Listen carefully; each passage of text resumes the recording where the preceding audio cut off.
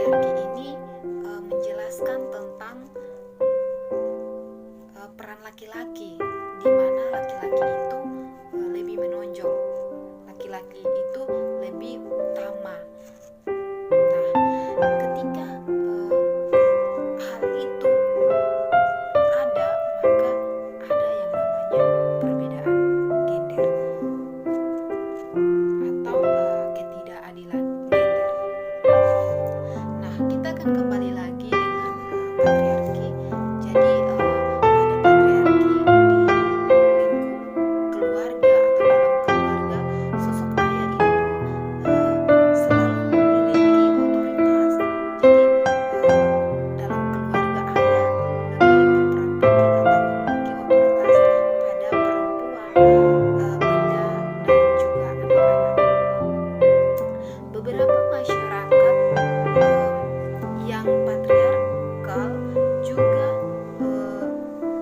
patriarkinar, artinya bahwa properti serta gelar yang ada di dalam keluarga itu akan diwariskan pada keturunan laki-laki. Jadi dalam keluarga itu yang mendapatkan warisan itu adalah anak laki-laki yang akan menjadi pewaris dalam keluarga. Kemudian sistem patriarki ini membuat laki-laki itu memiliki hak istimewa terhadap perempuan. Dominasi para laki-laki tidak hanya mencakup ranah personal saja, tetapi akan ada juga dalam ranah yang lebih luas lagi, seperti dalam pendidikan, ekonomi, politik, hukum, dan lain sebagainya. Nah, secara tersirat, sistem patriarki juga masuk dalam lembaga pemerintahan dalam ruang publik lainnya yang melibatkan hak istimewa laki-laki yang biasanya dikatakan laki-laki adalah superior, yang lebih utama atau yang lebih menonjol. Nah, kemudian perempuan mendapatkan posisi berada di bawah laki-laki atau biasa dikatakan sebagai subordinat. Nah, di sini kemudian ada pemahaman dari Sylvia Walby.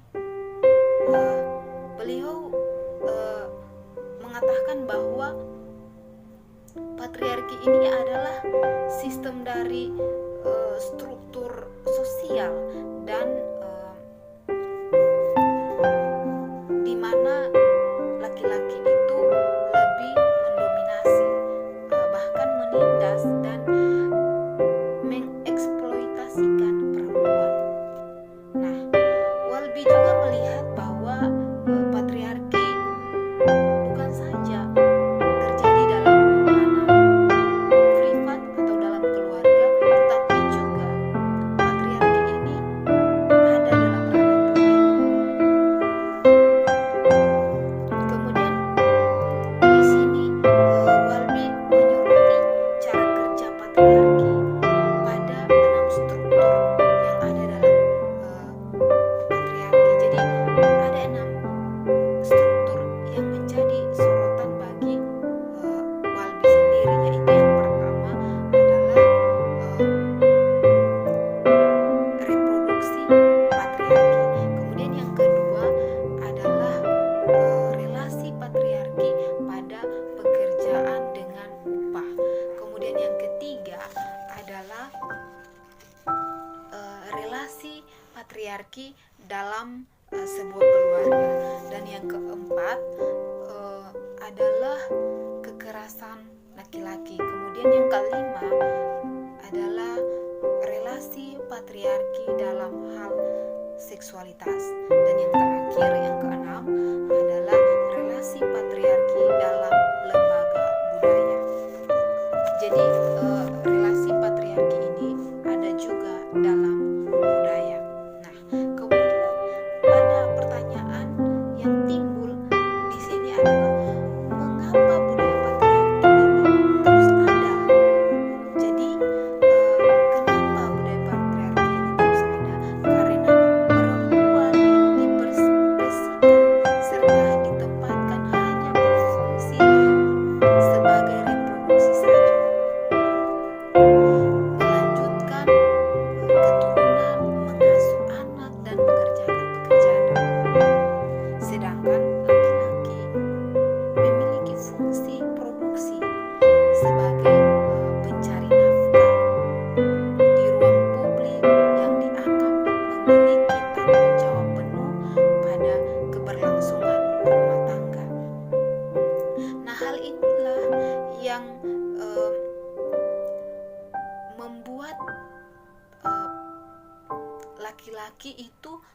menganggap bahwa mereka hanya bertugas untuk mencari nafkah saja, dan perempuan bertugas untuk mengerjakan pekerjaan rumah, mengurus anak dan lain sebagainya, dan itu bukan pekerjaan dari seorang laki-laki.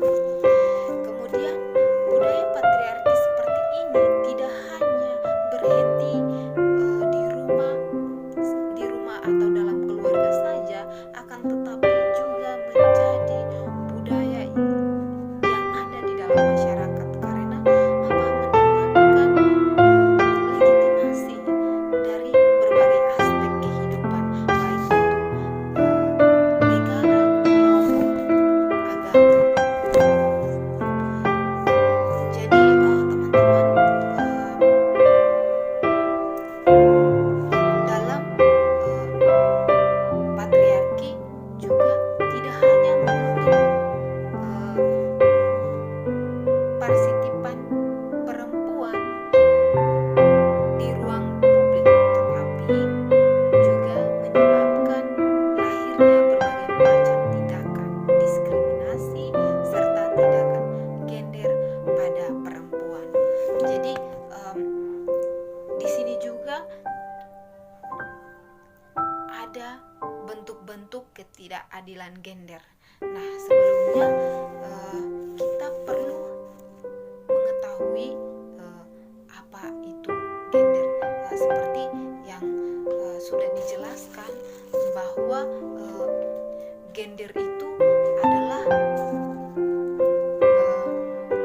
peran atau perbedaan laki-laki dan perempuan, sifat yang berbeda-beda dan memiliki berbagai perbedaan. Nah, kemudian di sini ada bentuk-bentuk ketidakadilan gender. Ketidakadilan gender adalah ketidakadilan yang bersumber dari perbedaan sifat dan peran yang diletakkan masyarakat kepada jenis kelamin laki-laki dan perempuan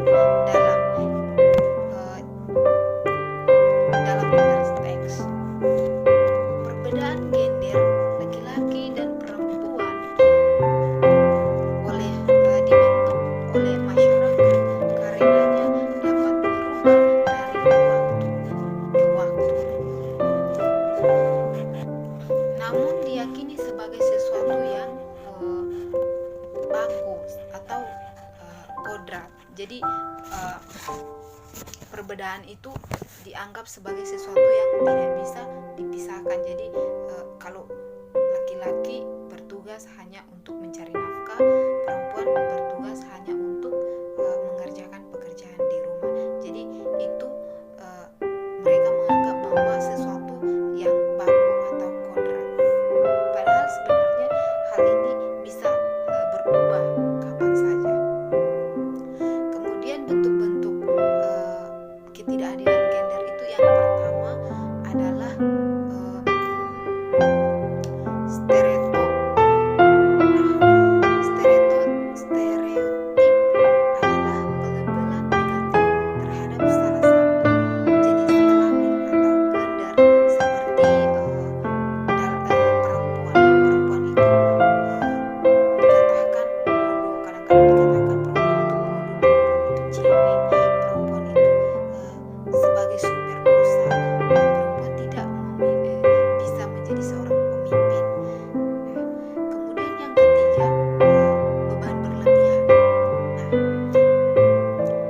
membebankan tugas-tugas yang tidak profesional dan tidak seimbang yang mengakibatkan menurunnya kualitas hidup, seperti tugas perempuan. Semua pekerjaan rumah dilakukan oleh perempuan saja, seperti memasak, menyuci, mengurus anak, membersihkan rumah, dan lain sebagainya. Itu merupakan tugas perempuan. Nah, ini merupakan tindakan ketidakadilan gender. Kemudian yang berikut adalah subordinasi. Nah, subordinasi ini adalah sikap merendahkan posisi atau status sosial antara laki-laki dan perempuan, seperti dalam pendidikan dan lain-lain. Jadi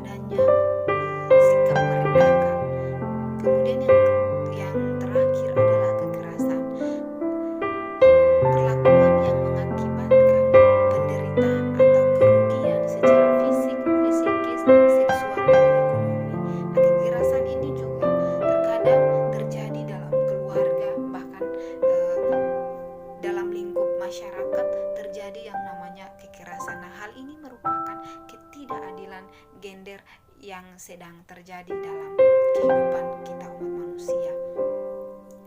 Jadi ketika ketidakadilan gender ini terjadi, maka dalam keluarga bisa saja terjadi konflik dan juga terjadi kekerasan dalam rumah tangga. Nah, seperti yang difirmankan Tuhan bahwa di dalam Kejadian pasal 2 ayatnya yang ke-18 mengatakan bahwa Tuhan Allah berfirman, tidak baik kalau manusia itu seorang diri saja, aku akan menjadikan penolong baginya yang sepadan dengan dia.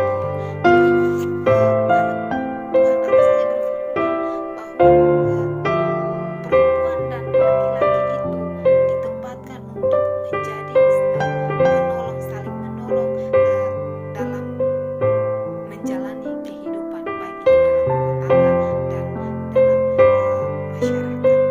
Jadi ketika ketidakadilan ini terjadi, maka kita pun tidak melakukan apa yang difirmankan Tuhan tentang seorang perempuan itu hadir sebagai penolong yang sepadam, artinya bahwa saling membantu, saling mengisi, dan saling melengkapi. Nah, bagaimana sehingga cara upaya